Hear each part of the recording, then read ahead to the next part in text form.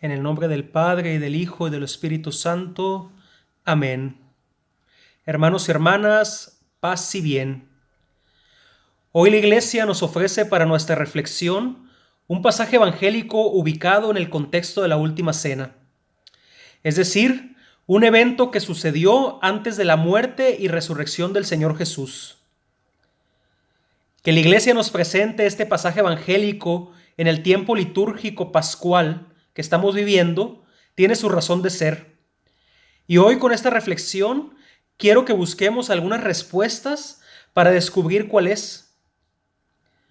Y lo primero que hemos de observar es el contexto de la última cena y de todo lo que sucedió durante la misma.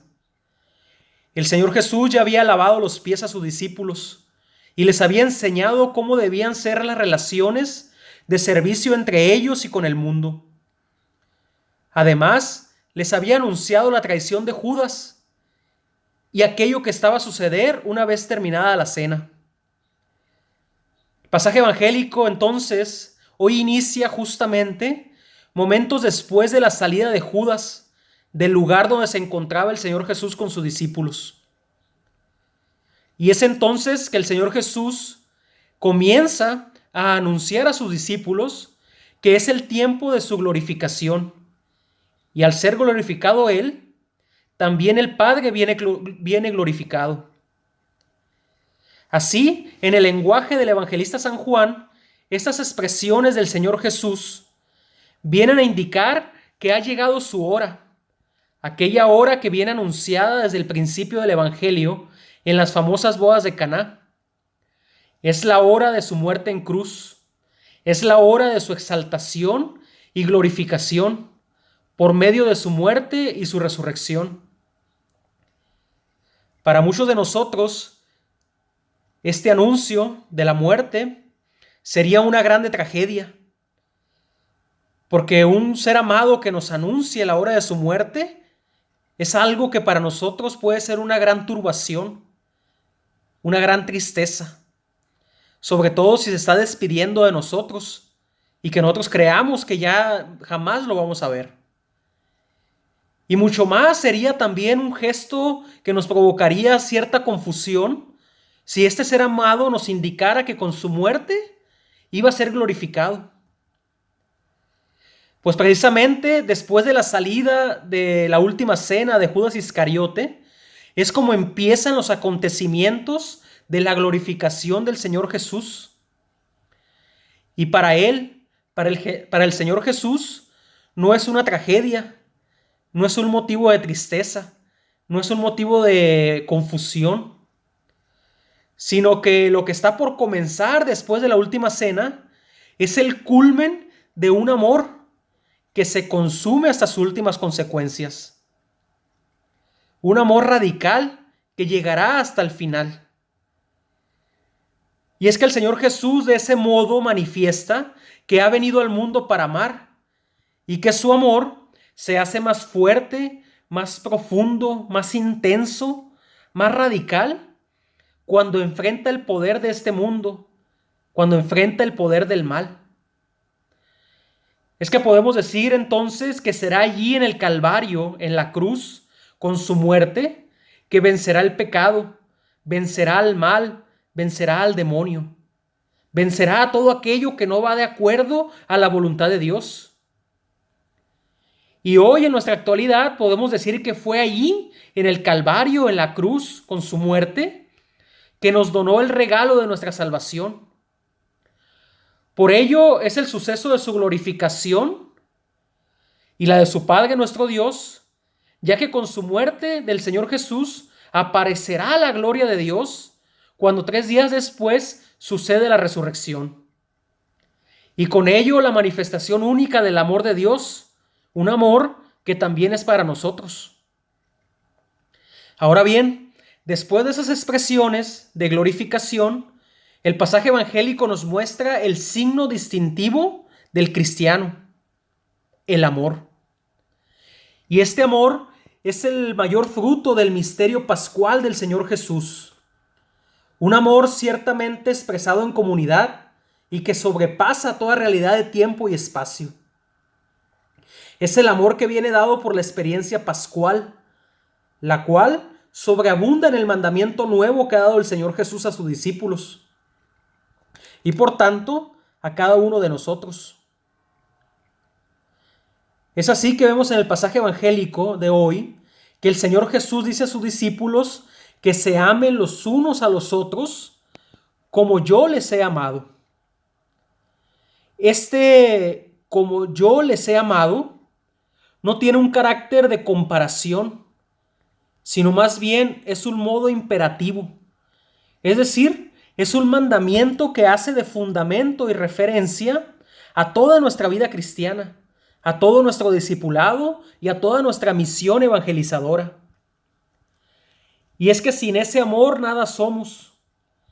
Ese amor con el cual nos ha amado ahora se convierte en referencia para nuestra obediencia. No podemos amar con otro amor que no sea el amor del Señor Jesús, ya que otra clase de amor no sería amor verdadero. Es un amor que sin duda se manifiesta en la persona del Señor Jesús y que procede de Él, solo de Él, que es la fuente del amor. Pero aquí nos podemos preguntar, en el pasaje evangélico de hoy, ¿dónde vemos la procedencia del amor? Nos dicen los lingüistas bíblicos que es en el adverbio como. Como yo les he amado. ¿Cómo?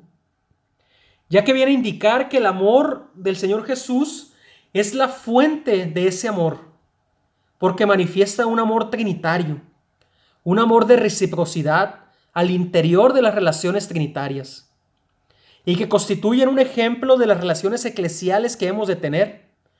Es decir, se pone como garante de la identidad de los discípulos, lo cual significa que es necesario donar la propia vida como el Señor Jesús la dona a toda la humanidad, a toda la comunidad cristiana.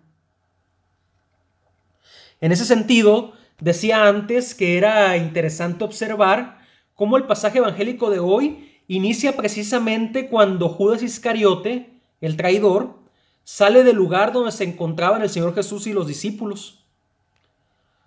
Judas no llegaría entonces a conocer este mandamiento nuevo del amor. Y esto es un signo evidente de que aquellos que no conocen el amor verdadero no son capaces de vivir en comunión y en unidad con sus hermanos, con sus semejantes, con sus vecinos, con sus compañeros de trabajo. Y en esa medida tampoco pueden vivir el amor que se necesita para estar en comunión con el Señor Jesús, para estar en comunión con Dios.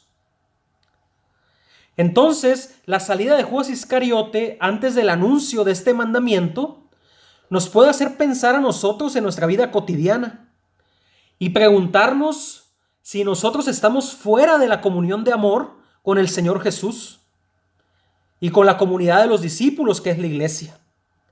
Porque muchas veces también nos encontramos fuera de esta comunión con la iglesia. Y muchas veces también no nos gozamos con este don eterno de la gracia del Señor Jesús, que es vivir en su amor y con su amor.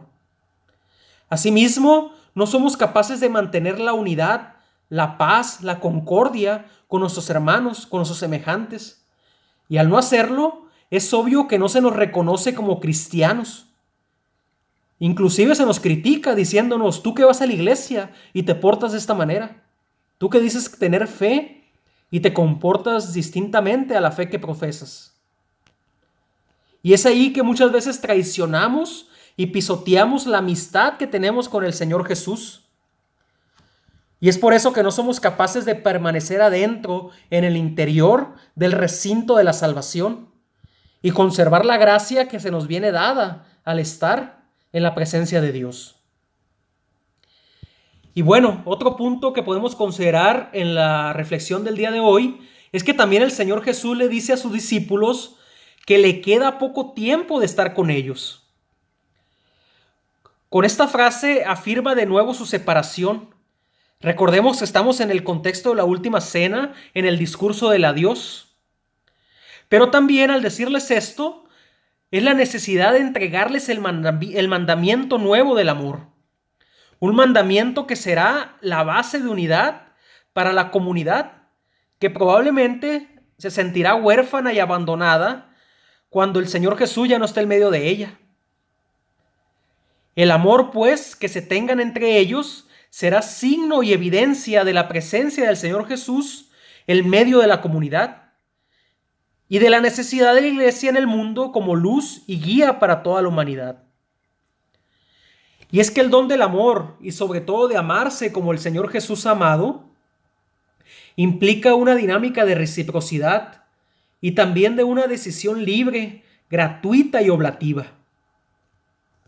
Porque así como el amor de Dios llega y se manifiesta hacia los seres humanos, pues también el amor entre ellos en la comunidad debe ser igual.